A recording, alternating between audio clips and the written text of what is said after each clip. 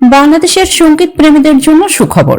দীর্ঘ প্রতীক্ষার অবসান ঘটিয়ে আবারও ঢাকায় কনসার্ট করতে আসছেন পাকিস্তানের জনপ্রিয় সঙ্গীত শিল্পী আতিফ আসলাম। আগামী 24 জুলাই রাজধানীতে অনুষ্ঠিত হবে তার বহুল প্রতীক্ষিত সঙ্গীতানুষ্ঠান। আয়োজকরা জানিয়েছেন 2025 সালে স্থগিত হওয়া কনসার্টের জন্য যারা টিকিট কিনেছিলেন কিন্তু অর্থ ফেরত নেননি তাদের নতুন করে টিকিট কেনার প্রয়োজন হবে না।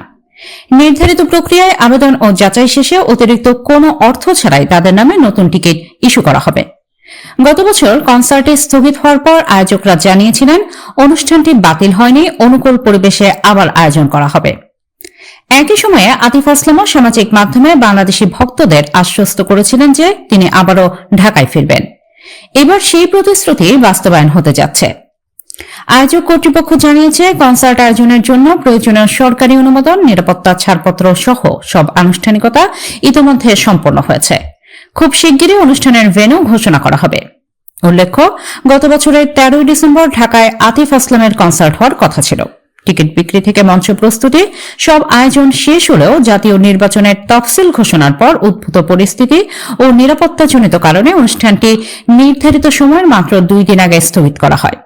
আয়োজক প্রতিষ্ঠানের পরিচালক কাজী রাফসান বলেন, দর্শকদের দেওয়া প্রতিশ্রুতি রক্ষা করতে আবারও এই আয়োজন করা হচ্ছে। যারা শুরু থেকেই তাদের উপর আস্থা রেখেছেন তাদের প্রতি কৃতজ্ঞতা জানিয়ে তিনি বলেন, পুরনো টিকিটধারীদের অতিরিক্ত কোনো খরচ ছাড়াই নতুন টিকিট দেওয়া হবে।